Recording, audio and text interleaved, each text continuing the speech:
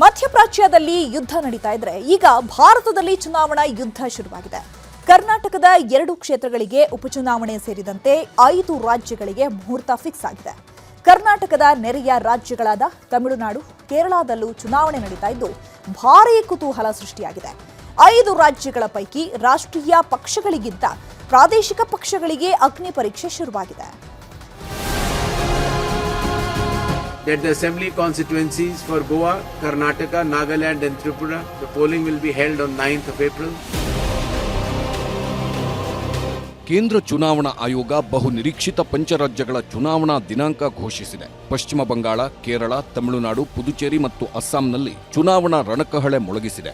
ಕಳೆದೊಂದು ವರ್ಷದಿಂದ ದೇಶಾದ್ಯಂತ ತೀವ್ರ ಮತಪಟ್ಟಿ ಪರಿಷ್ಕರಣೆ ಮಾಡುವ ಮೂಲಕ ಅಖಾಡ ಹದಗೊಳಿಸಿಕೊಂಡಿದ್ದ ಚುನಾವಣಾ ಆಯೋಗ ರಾಜಕೀಯ ಪಕ್ಷಗಳ ಸಾಮರ್ಥ್ಯ ಪ್ರದರ್ಶನಕ್ಕೆ ವೇದಿಕೆ ಕಲ್ಪಿಸಿದೆ.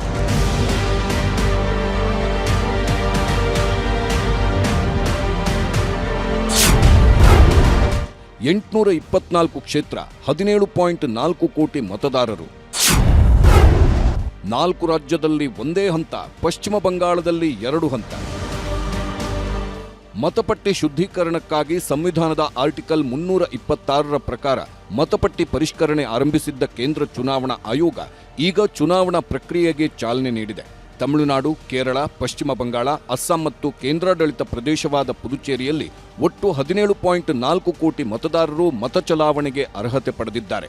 ಪಶ್ಚಿಮ ಬಂಗಾಳ ಹೊರತುಪಡಿಸಿದ್ರೆ ಉಳಿದೆಲ್ಲ ರಾಜ್ಯಗಳಲ್ಲಿ ಒಂದೇ ಹಂತದಲ್ಲಿ ಮತದಾನ ನಡೆಯಲಿದೆ. ಒಟ್ಟು 824 ವಿಧಾನಸಭಾ ಕ್ಷೇತ್ರಗಳಿಗೆ ಮತದಾನ ನಡೆಯಲಿದ್ದು 25 ಲಕ್ಷ ಚುನಾವಣಾ ಸಿಬ್ಬಂದಿಯನ್ನ ಬಳಸಿಕೊಳ್ಳಲಾಗ್ತಿದೆ. ಇಂದಿನಿಂದಲೇ ನೀತಿ ಸಂಹಿತೆ ಜಾರಿಯಾಗಿದೆ. ಮೇ 4ಕ್ಕೆ ಎಲ್ಲಾ ಕ್ಷೇತ್ರಗಳ ಅಭ್ಯರ್ಥಿಗಳ ಹಣೆಬರಹ ಬಹಿರಂಗವಾಗಲಿದೆ.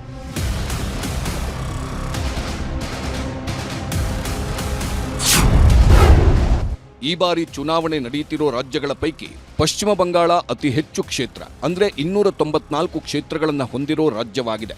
ಚುನಾವಣಾ ಸೂಕ್ಷ್ಮ ರಾಜ್ಯವಾಗಿರೋದ್ರಿಂದ ಏಪ್ರಿಲ್ 23 ಮತ್ತು 29ಕ್ಕೆ 2 ಹಂತಗಳಲ್ಲಿ ಮತದಾನ ನಡೆಸಲು ನಿರ್ಧರಿಸಲಾಗಿದೆ. 1ನೇ ಹಂತ 152 ಕ್ಷೇತ್ರ ಮತ್ತು 2ನೇ ಹಂತದಲ್ಲಿ 142 ಕ್ಷೇತ್ರಗಳಿಗೆ ಮತದಾನ ನಡೆಸಲು ನಿರ್ಧರಿಸಲಾಗಿದೆ. ಪಶ್ಚಿಮ ಬಂಗಾಳದಲ್ಲಿ ಈ ಬಾರಿ ಒಟ್ಟು 6.44 ಲಕ್ಷ ಜನ ಮತದಾನಕ್ಕೆ ಅರ್ಹತೆ ಪಡೆದಿದ್ದು ಸಿಎಂ ಮಮತಾ ಬ್ಯಾನರ್ಜಿ ಹಣೆಬರಹ ನಿರ್ಧರಿಸಲಿದ್ದಾರೆ. ಇನ್ನು ನೆರೆಯ ತಮಿಳುನಾಡಿನಲ್ಲಿ 234 ಕ್ಷೇತ್ರಗಳಿದ್ದು ಏಪ್ರಿಲ್ 23ಕ್ಕೆ ಮತದಾನ ನಡೆಯಲಿದೆ. 5.67 ಕೋಟಿ ಮತದಾರರು ತಮ್ಮ ಹಕ್ಕು ಚಲಾಯಿಸಲಿದ್ದಾರೆ. ನಮ್ಮ ನೆರೆಯ ಮತ್ತೊಂದು ರಾಜ್ಯ ಕೇರಳದಲ್ಲಿ 140 ಕ್ಷೇತ್ರಗಳಿದ್ದು ಏಪ್ರಿಲ್ 9ರಂದು ಮತದಾನ ನಡೆಯಲಿದೆ. 2.70 ಲಕ್ಷ ಮತದಾರರು ಮತ ಚಲಾಯಿಸಲು ಅರ್ಹತೆ ಪಡೆದಿದ್ದಾರೆ. ಅಸ್ಸಾಂನಲ್ಲಿ 126 ಕ್ಷೇತ್ರಗಳಿದ್ದು ಏಪ್ರಿಲ್ 9ರಂದು ಮತದಾನ ನಡೆಯಲಿದೆ. 2.50 ಲಕ್ಷ ಮತದಾರರು ಈ ಬಾರಿ ಮತದಾನಕ್ಕೆ ಅರ್ಹತೆ ಪಡೆದಿದ್ದಾರೆ. ಇನ್ನು ಕೇಂದ್ರಾಡಳಿತ ಪ್ರದೇಶವಾದ ಪುದುಚೇರಿಯಲ್ಲಿ 30 ಕ್ಷೇತ್ರಗಳಿದ್ದು ಏಪ್ರಿಲ್ 9ರಂದೇ ಮತದಾನ ನಡೆಯಲಿದೆ. ಇಲ್ಲಿ 9,44,000 ಮತದಾರರು ಹಕ್ಕು ಚಲಾಯಿಸಲಿದ್ದಾರೆ. All 126 assembly constituencies for Assam, the polling shall be just in one phase, and the polling shall all 140 assembly constituencies of Kerala shall also go for polling. Puducherry also will go along with Assam and Kerala. The date of poll is 9th April and the counting will be for the 294 assembly constituencies. The polling shall be held in 2 phases. In the first phase 152 and the second phase 142. The date of poll shall be 23rd of April and 29th of April. ಕರ್ನಾಟಕದ 2 ಕ್ಷೇತ್ರಗಳಿಗೆ April 9ಕ್ಕೆ ಉಪಚುನಾವಣೆ. ಇನ್ನು ಕರ್ನಾಟಕದ ಬಾಗಲಕೋಟೆ ಹಾಗೂ ದಾವಣಗೆರೆ ದಕ್ಷಿಣ ಕ್ಷೇತ್ರಗಳ ಉಪಚುನಾವಣೆಗೂ ಮುಹೂರ್ತ ನಿಗದಿಯಾಗಿದೆ. April 9ಕ್ಕೆ 2 ಕ್ಷೇತ್ರಗಳಿಗೆ ಮತದಾನ ನಡೆಯಲಿದ್ದು ಮೇ 5ಕ್ಕೆ ಫಲಿತಾಂಶ ಪ್ರಕಟವಾಗಲಿದೆ. ಕಾಂಗ್ರೆಸ್ ಹಿರಿಯ ಶಾಸಕರಾಗಿದ್ದ ಶಾಮನೂರು ಶಿವಶಂಕರಪ್ಪ ನಿಧನರಾದ ಹಿನ್ನೆಲೆಯಲ್ಲಿ ದಾವಣಗೆರೆ ದಕ್ಷಿಣ ಉಪಚುನಾವಣೆ ಎದುರಾಗಿದೆ.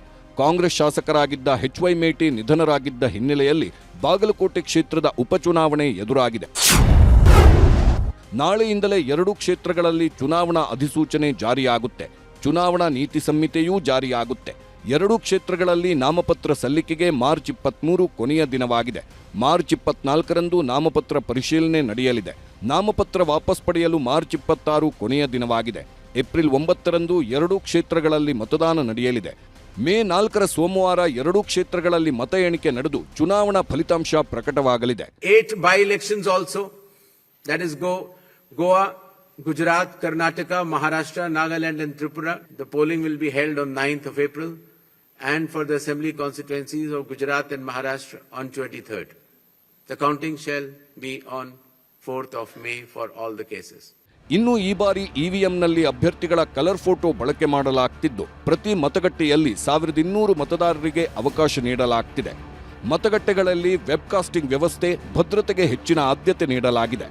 ಈ ಬಾರಿಯ ಚುನಾವಣೆ ಕೂಡ ಪ್ರಧಾನಿ ಮೋದಿ ವರ್ಸಸ್ ರಾಹುಲ್ ಗಾಂಧಿ ಎಂದೇ ಬಿಂಬಿತವಾಗಿದ್ದು ಜನಾಭಿಪ್ರಾಯ ಯಾರ ಮೇಲಿದೆ ಅನ್ನೋದನ್ನ ನೋಡಲು ಮೇ 4ರವರೆಗೆ ಕಾಯಲೇಬೇಕು.